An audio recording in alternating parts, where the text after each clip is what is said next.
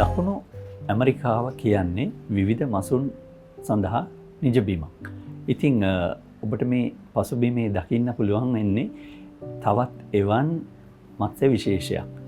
මේ මසුන් මත්ස්‍ය පරිණාමයේදී බොහොමත්ම අනාදිමත් කාලයේ සිට පැවතෙන මත්ස්‍ය විශේෂයක්. අපි මේ මසුන්ට කියනවා ඇලිගේටර් ගා කියලා. එහෙම නැත්නම් ගා පයික් මසුන් විදිහට තමයි සලකන්නේ. ඒතර මේ ඇලිගේටර් ගා කියන නම මේගොල්ලන්ට ලැබිලා තියෙන්නේ කොහොමද? ඇලිගේටරේකුගේ මුහුණක් වගේ. එහෙම නැත්නම් හොම්බ ප්‍රදේශය ඇලිගේටර් සතෙක්ගේ මුහුණක් වගේ නිසා තමයි මේ ඇලිගේටර් ගා කියන නම ලැබිලා තියෙන්නේ.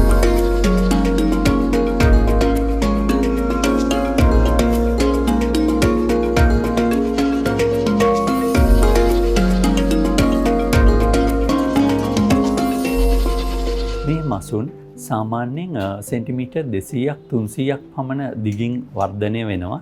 ඒත් එක්කම ඒගොල්ලන්ගේ බර ගත්තොත් එහෙම කිලෝ 90ක් වගේ විශාල ප්‍රමාණයකට වර්ධනය වීමේ හැකියාවක් තියෙනවා.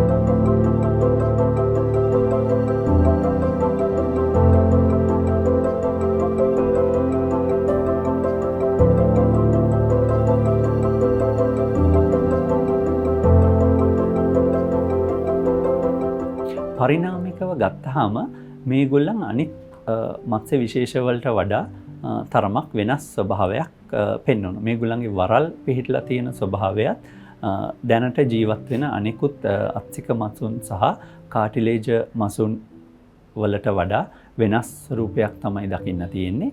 ඒත් එක්කම මේගොල්ලන්ගේ කොරළ පිහිටීම සුවිශේෂයි. මොකද මේ කොරළ අනිත් මත්ස්‍ය විශේෂවල වගේ නෙවෙයි, සමට ඇතුළතින් තමයි පිහිටලා තියෙන්නේ. ඒවා අපි කියනවා රොම්බස් ආකාරය. එහෙම නැත්නම් කිරිබත් කෑල්ලක හැඩය සහිත අස්ථි පලක විදිහට තමයි සකස් වෙලා තියෙන්නේ. ඒකට මේ අස්ථි පලක රාශියක් එකතු වෙලා තමයි මේ ශරීරය ආවරණය වෙලා තියෙන්නේ.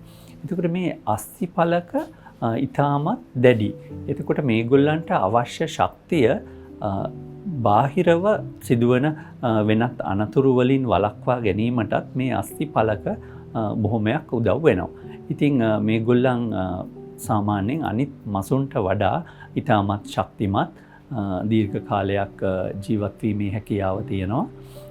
ඒත් එක්කම මේගොල්ලන් මාංශ භක්ෂක මත්ස්‍ය විශේෂයක් විදිහට සලකන්න පුළුවන්.